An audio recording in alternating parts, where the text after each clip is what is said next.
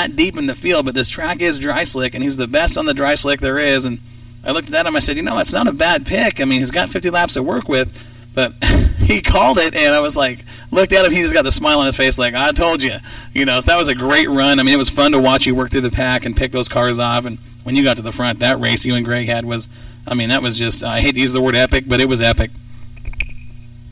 Yeah, it was. I mean, I was a little worried about starting that far back, but yeah, like I said, everything kind of fell in our, in our place and kind of worked out for us. It's pretty funny. I got a pretty big compliment after the race. It was, my father-in-law, Russ, he walks up to me after the race, and we pull in there, and he's like, man, he's like, I've never really watched you race before because I've always been racing, but he's like, turns out you're one hell of a race car driver. And I started laughing, and I said, well, I think I'll take that as a compliment, but thank you, So it was pretty funny. So, to hear from somebody like him who's won so many races and stuff was pretty funny to hear.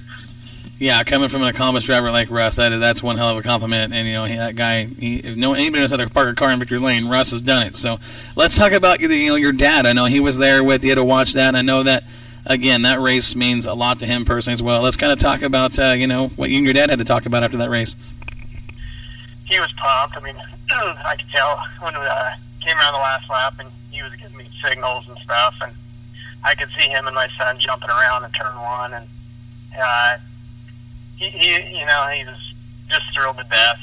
So it was good to see, him to be there, my mom be there. So they're the ones who supported me for so long, when I first started out. So it was pretty neat to have them there to share that. And my brother came down, and he hadn't been to the races in, I don't know, probably 4 or 5 years. He's come to help me all the time. And so him and his wife are down there, and my family and my wife and kids, and then a bunch of our friends, with our new sponsor, Interior Works.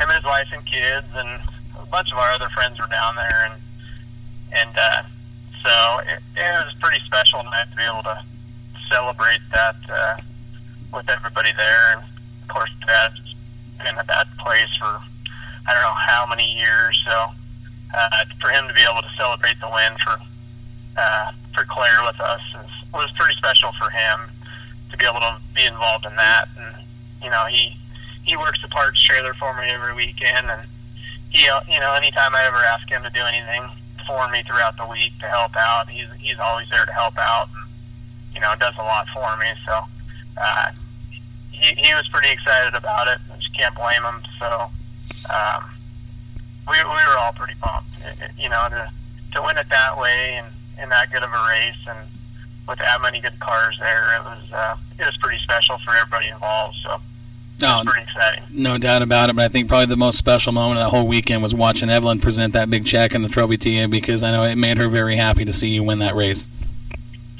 Yeah, she came up and gave me the big check and the big trophy and gave me a big hug, and I don't get to see her very often anymore. So they were, when we were kids, we used to run around there, and they were just like another set of grandparents to me and a couple of my other little buddies there when we were growing up. So to be able to her to present a check and trophy to me for winning the race for Claire was, that was pretty special. Yeah, you talk about being young and stuff. Both myself and Corey, that's when I first started racing go-karts, was on the infield of where we used to pit on the inside there, and Bill used to sit there and used to tell me, and Claire used to sit there and pull me by my ear, and Evelyn used to sit there and my mom and dad would tell me, listen, when you're here, Evelyn will beat your butt if you get out of line. And everybody knew that you didn't cross Evelyn. You could kind of push Claire a little bit, but you never push Evelyn. She was like a mother to all of us, and to have her, do that. That's and to see her, it's just special, on my end too. I'm sure it's Corey, and I'm sure with you, just basically all of us live there. Willamette Speedway was the place to go when we were kids. We grew up there. We raced there. It was literally our second home. If we weren't there every single weekend, something was wrong. Yeah, for sure. Yeah, some of my greatest memories as a kid was hanging out, growing up there, and it's just like we're all big one family. So, yeah, definitely to receive that from her, it was pretty special to get a big hug from her. So, but yeah, they definitely kept you in line. You didn't want to cross them when we were kids. Well, just, that's honest to God truth. You didn't, and I'll tell you right now, I did. And Claire, the thing about Claire was, as hard as he was with the rules, and he enforced them, he was also that much forgiving. So we're kind of up against the clock right here, Jeremy. I want to say thanks for taking your time. But before we get off the air, I want you to kind of share your favorite memory about Claire. I mean, I know there's a lot. Just kind of pick one that kind of stands out in your mind, and kind of when you think about Claire, it kind of brings the feelings home to you. It's got to be getting. I don't know. It sounds kind of maybe silly, but getting sprayed with the water truck on the front stretch. Him sliding out there sideways, going backwards in that water truck, coming around there flying sideways and coming down the front stretch and spraying all the kids to the water truck. That's probably one of my biggest, memories of him. So that was always pretty cool. Now I think back on it, thinking, man, that was pretty gross with all that pond water spraying all over me. But at the time, I thought it was pretty cool. We've talked about that, Josh and I have, and you said you've echoed the exact sentiments that we've shared back and forth. You're like, hey, remember when Claire sprays with the when it was hot outside, and sprays with the water truck, and yeah, that was so cool. And then years later, like, oh, that's gross. Yeah. Like, what were my parents thinking? Let me do that. Maybe that's why I've got I've got a third arm up my back. Or no, just kidding. But Jeremy, hey, once again, let's say thanks for taking your time, and talking with us. Let's give your sponsors one more plug, and we'll see you back in action at Willamette really soon, bud. Yeah, I appreciate you guys having me on, and I enjoyed the show. Keep up the good work. I definitely like to thank Left Coast Motorsports and Shocks by Left Coast Motorsports, South Pacific Auto Sales, South Pacific Tire Pros, and to our newest sponsor for coming on, and Interior Works Northwest. They stepped up in a big way and really helped us out, and really gave us the tools we needed to really win the race this weekend. They gave us some extra cash to go get some good tires and some fuel to get us out there, and helped us out tremendously. So, and Cody Purcell, he came out and worked his butt out the last couple weekends with me and helped me out. And Tim Thies, who usually crews for me, but he lives in Texas now. He flies in every once in a while and helps me, helps crew on my car. So I always appreciate him when he comes into town. And of course, my wife and kids and my parents and everybody who's helped me out along the way. Well, that was a big, big win for you, and I'm sure it's you're not done winning those big races yet. I know we'll see you in Victory Lane. When the money's on the line, you're one of the guys that people put their money on. So, again, I want to say thanks for joining us here on Northwest Dirt News, Jeremy, and we will talk to you at the racetrack pretty soon, man. Have a great night and a good rest of your week. All right, you too. Thanks for having me. Thanks, buddy. All right, thanks. Race fans, a great interview.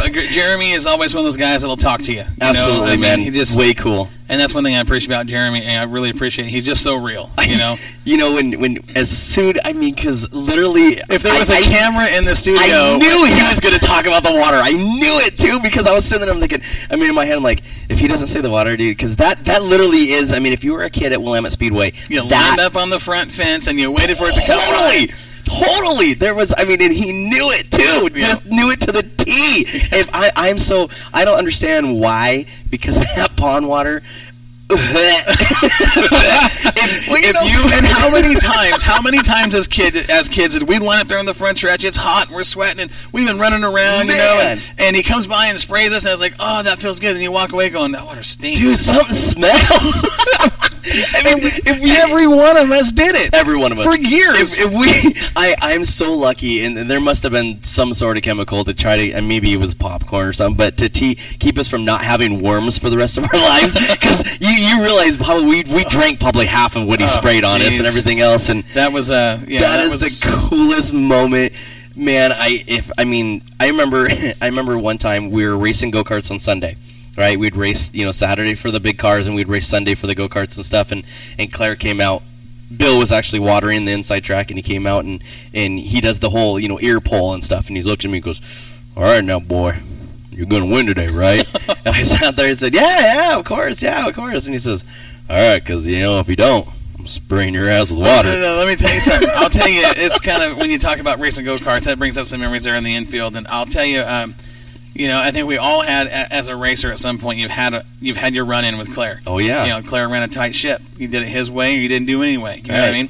So running the Star Class there at Willamette. Yeah, the Briggs Force. Yeah. Yep, and that big Love fast that track. class. That was fun.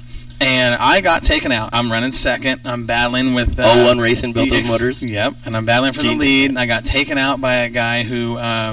It was clearly intentional. I'm not going to say any names, but it was clearly intentional. I got out of the car, pulled my helmet off. I'm 21 years old, Right. 20 years old, 19, whatever, hothead. I'm just like, I was mad. I was really Right. good, and got out, took my helmet off, slammed it in my seat, left my car sitting there, and turn 3. And as the guy's walking by me, I'm pointing at him. I'm letting him know, hey bud, we're going to talk about this one.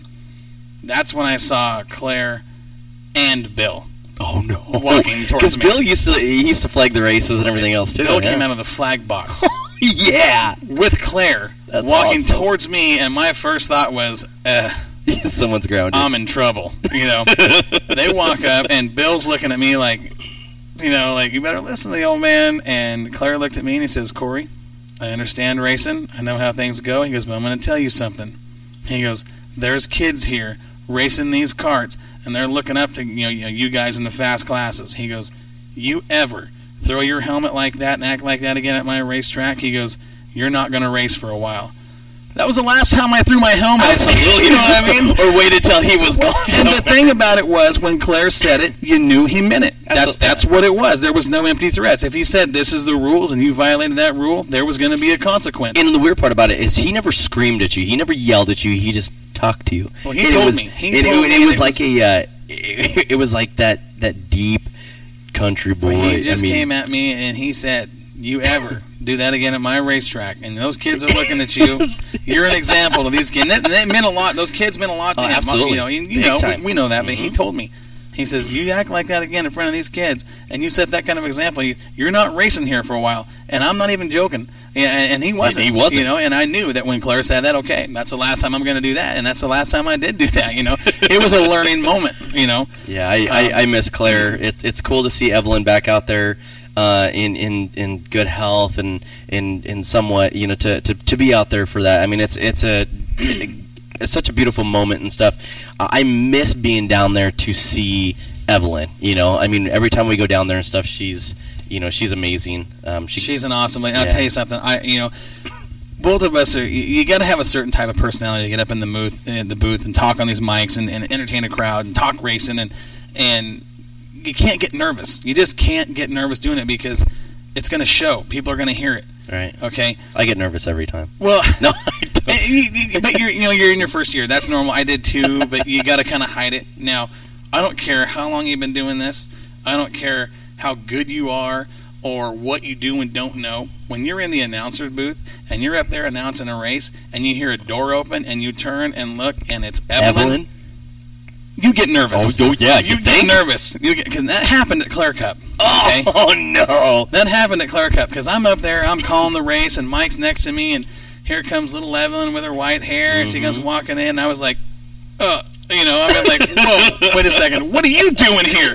And she come up and said hi, gave me a hug, said, how much it is, how fun it is to have me out there as an announcer, and just, it's how fun it's been watching the kids grow and what they're doing now and where things have taken them in racing. And isn't that crazy? She talked with Debbie and gave her a hug and just let her know how much she appreciated all of us and what Absolutely. this race. And she is one of those people that is very, very, very appreciated to each and every one out there at that track. No doubt about it. I mean, you talk about one person in the Northwest that's respected by everybody in racing, and Evelyn's got to be at the top of that list. But it was cool to have her up there, but man, I sure get nervous, you know what I mean? It's just like, what are you doing here? You're not supposed to be in here. Yeah, it was fun. But let's go ahead and wrap this up at this point, Josh. It's been a great show, man. We've got some good sound. We're back in action, and you had a big weekend. You got to get home. You had another big weekend up there at Sunset, and once again, I want to thank all the listeners across the United States that are tuning into the show. I mean, it's getting bigger. It's getting better. It's been a lot of fun to do this, and I look forward to each Wednesday night. That's obviously Friday, but we'll be back on Wednesday to talk more racing and have a good time. I've got the week off, and I am not. Don't even ask me to come up to Sunset. I am not going to a racetrack this week, and I'm hanging out with the kids, and we're going to go have fun and just man, we're gonna relax. You get